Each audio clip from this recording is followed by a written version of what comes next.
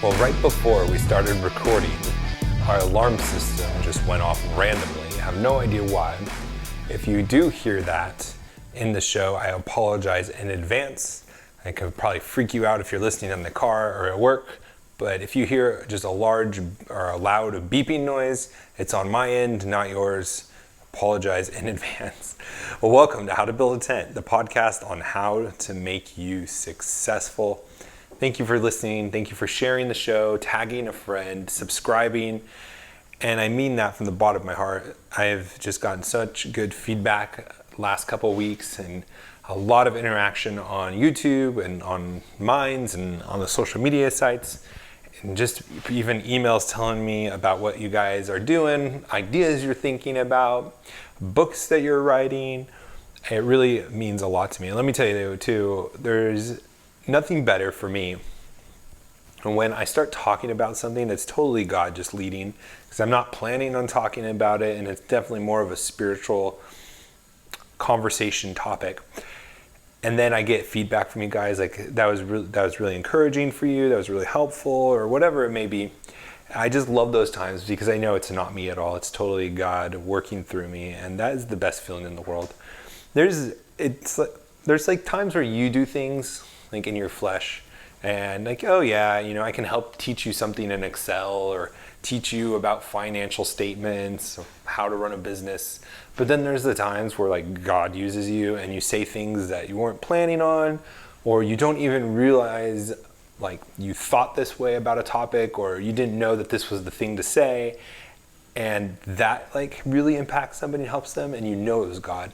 I love those times so much more. It's just sweeter, like it's more rewarding. It's a very strange thing, more evidence that God is for real, at least for the person that God is using, right?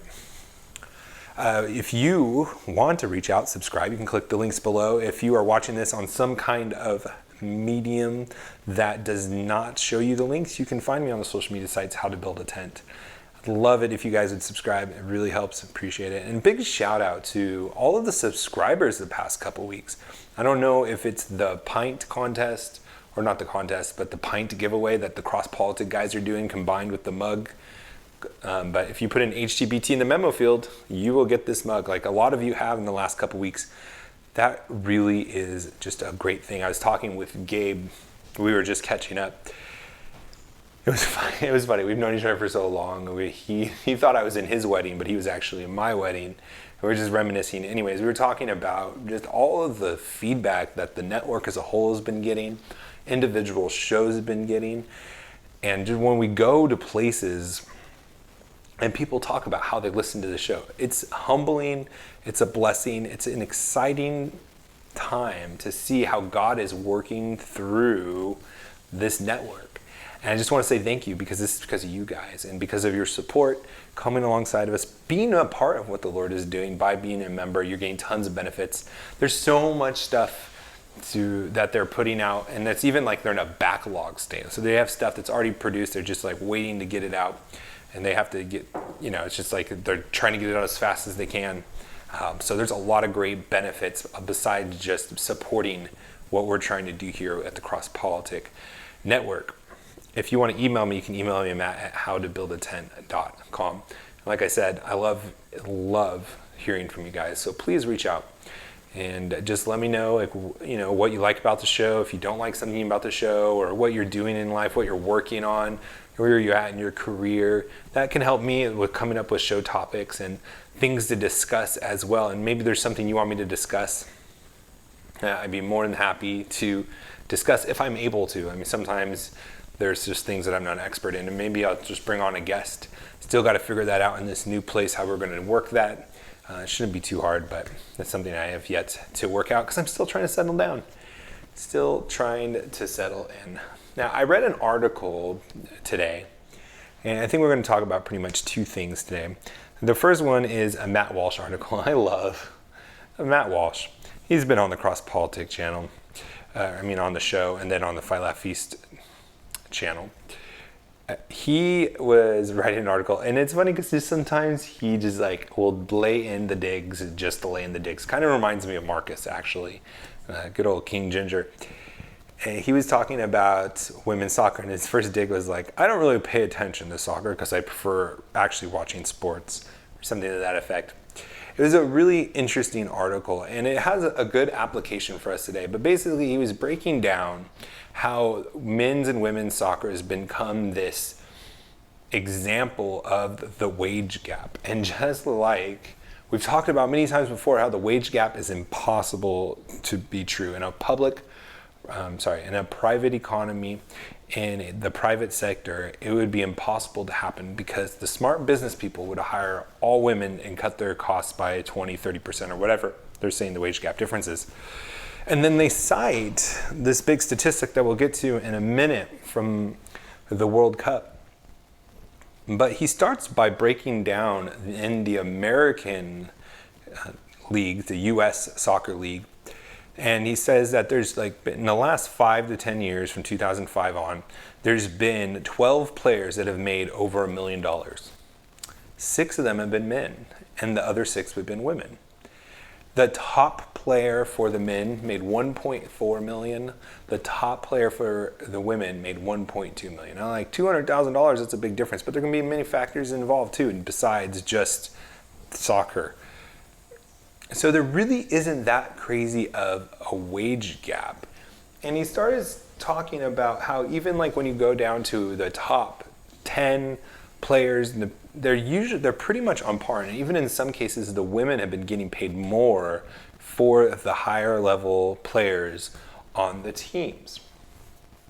And then he brings up the big statistic that everyone is citing, and that it's funny, it's like the Democrat politicians talk about it, and all these women's rights groups talk about it as this example of the wage gap in America. But this is from FIFA, which is not an American organization, right? It's the ones who are over the World Cup. Definitely not an American organization by any means. And he talks about how the men were given $400 million compared to the women who were given $30 million. Now that seems like a huge gap, $400 million to $30 million.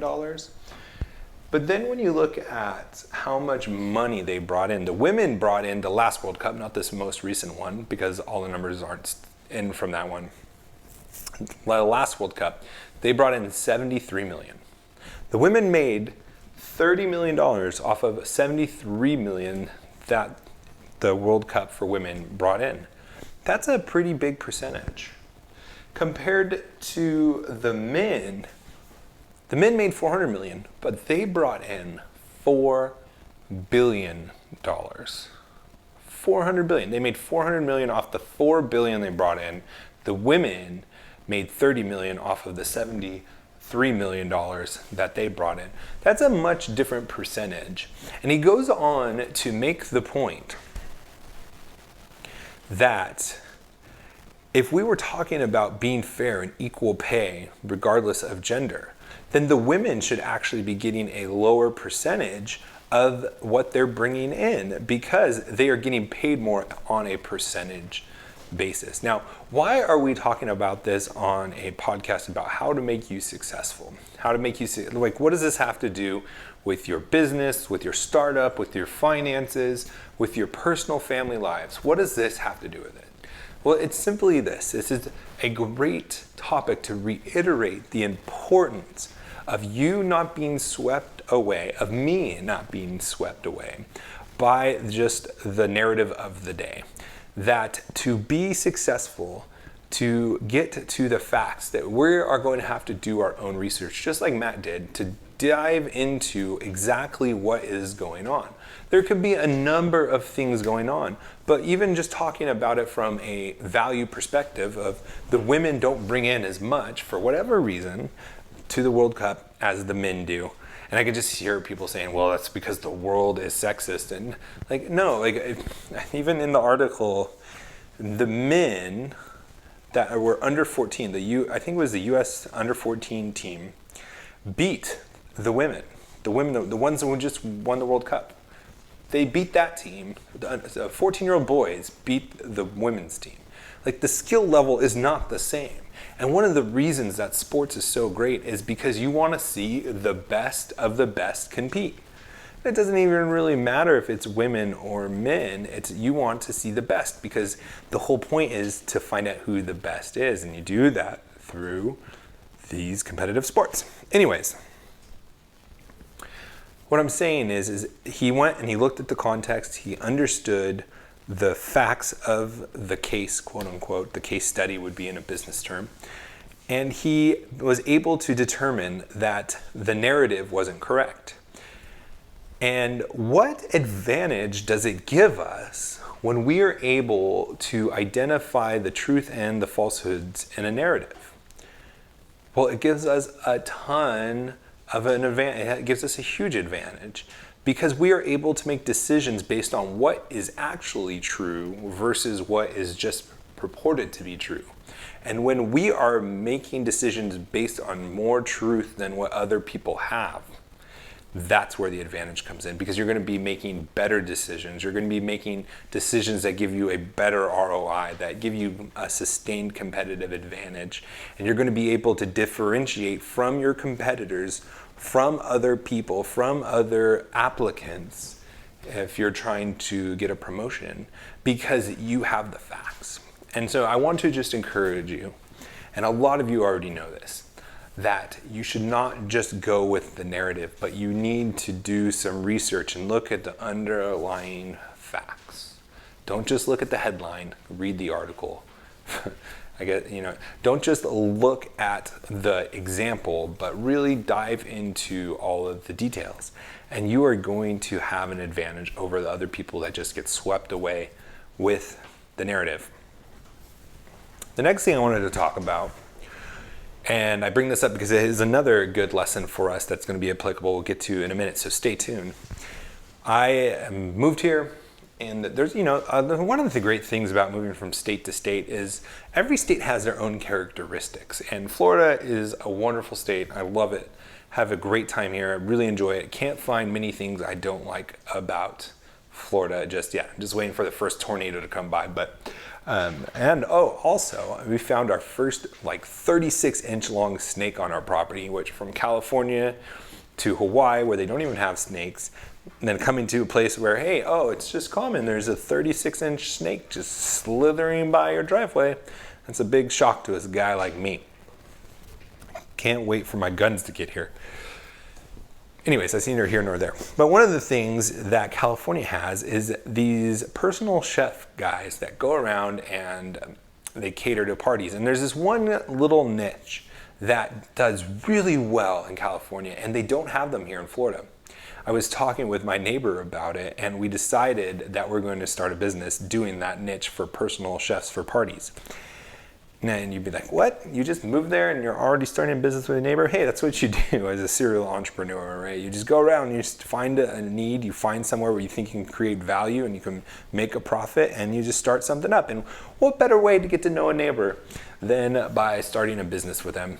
Now you might be like, that's a little crazy, starting a business with somebody you barely know. And yeah, it's probably right, but it doesn't cost a lot of money. I think it's gonna cost a couple $1,000 to start it and really just get the name out there. So there's not really much to lose, and hey, if we can strike up a great relationship through this business, it's going to be great. And there might be some other benefits down the line. It'll remain to be seen. But I bring this up because we're doing a personal chef business, not a catering business, because in the state of Florida, as it takes time to do the research and things like that, as I was researching it, it requires more certifications, training, classes, time to understand food safety, and a whole bunch of other things that you don't need to do if you have a personal chef. Now you might be asking, I'm not in the food business, what's the difference between catering and a personal chef? Mainly this one thing, that a personal chef will go to the party, the customer, and cook there or cook for the individual, whatever it is, if it's a small party, if it's just a family, if it's a person who doesn't want to cook, a number of things. In our case, it's going to be for small get-togethers. It's going to be like a minimum of 30 people. Probably do like $20 a head. And instead of being able to, oh, my phone's going off, I apologize. It's a LifeLock alert. I might be getting hacked as we speak, and my identity might melt before our eyes. But what I was saying is the big difference is that when you are a caterer, you can prepare food offsite and travel and bring it to the party before, and then either cook it there or have it already cooked and just travel and keep it hot. And a personal chef goes there, cooks it all there, and leaves it there for the guests, which is kind of a cool benefit. Like when you pay for catering, there's going to be leftovers for you, especially if it's good catering, right? And that's the big difference between the two. And so in order to not have to go through all of those regulations, and then turns out, because this business is so cheap to start, the certifications, regulations, the time to get all that stuff would probably come to a third or maybe even just a quarter of the cost of the whole startup. And beyond that, it would be a lot cheaper for us to be able to do a lot of the stuff ourselves, do the marinating, do the seasonings, and doing the prep beforehand, instead of having to just do it all on site. And so we can't charge as little as we would like because we need to get those margins. We need to have a profit, or why are we doing this business in the first place? Which means that the customer is paying more than they normally would. And this is the application of this story, and why I bring it up, is this is a great example of the hidden cost of regulations. Regulations costs are not just specific to catering or to the food industry, but in every industry. And where do those costs get passed down to? It's just like taxes. They all get passed down to the customer, but the customer doesn't see it. The person that's going to be paying for our service for 20 bucks a head didn't know that we could have done it for 15 bucks a head if we didn't have to go through all the hoops and pay all that extra money for the fees to be able to be legally allowed to carry food from point A to point B. And you may be saying, good, that's good. You should be regulated and be taught how to do food safety and be taught the best ways to prepare food so no one gets sick. I think that's a big issue. But let me push back in this way. If there were no regulations, what incentive is there for me to make sure that I am keeping the food as safe as possible, making sure that no one gets sick? What is the advantage of doing that? We get to stay in business. We get word of mouth referrals. There is already more than enough incentive for me as a catering / personal chef business to make sure that my customers stay happy and healthy and don't get sick from the food. Because one of the best ways to grow your business is from word of mouth referrals. It's free, it's very powerful and effective, and no one's going to use you once it gets around town that you are making people sick all the time. In fact, even if people think that they got sick from you and it's not even true, can be the end of your business. You get those bad reviews online and no one wants to hire you anymore. The regulations, the certifications, all the permits and those things are not going to protect you. I mean, they might help train some people that don't have any experience and discourage them from getting in, and maybe it'll keep those businesses that are just poorly run from food poisoning somebody. But even if you think about it, the companies, the restaurants that have to go through those certifications, there's no way around it because they're like a restaurant, you go in and you eat there, people still get sick of those. And nasty things still happen in restaurants. I grew up when I was younger, one of my first jobs was as a server. And oh man, do I have stories about that. All had certifications, all went through the correct classes, all were regulated by the state, all had the people come in and measure the temperature of the refrigerators. But the incentive is still the same for every restaurant, every caterer, every personal chef, is they want their customers to be happy and healthy. And having them go through these regulations is only going to drive up costs, because there is a huge incentive to keep people healthy already. And these costs of permits, of added food costs, and added time are all costs to get passed on to the end user, the customer. Just like taxes. When businesses get taxed, the businesses don't pay the taxes. The customers pay the taxes. And that's another hidden cost. Now, I just want to emphasize that that's just one of the hidden costs from regulations. There's so many more as well. That innovation is stifled, businesses are discouraged from starting, employment isn't as prevalent in areas with higher regulations because not as many companies are going to get started. There's tons of hidden costs that regulations have hidden underneath them. And although it does seem like a good idea, like we should regulate who gets to serve people food, we should be making sure that they're upholding the standard. Like that sounds good because you don't see the costs. And the people don't, and the regulations don't always protect people from what they claim they're protecting people from. It turns into just a fee generation, a way to make money for the state, the board, the government, whoever is overseeing those permits. So regulations have a lot of hidden costs that discourage business. And look into the facts, don't just go with the status quo. Now let's take those two things and let's go out and be successful. We'll talk to you tomorrow.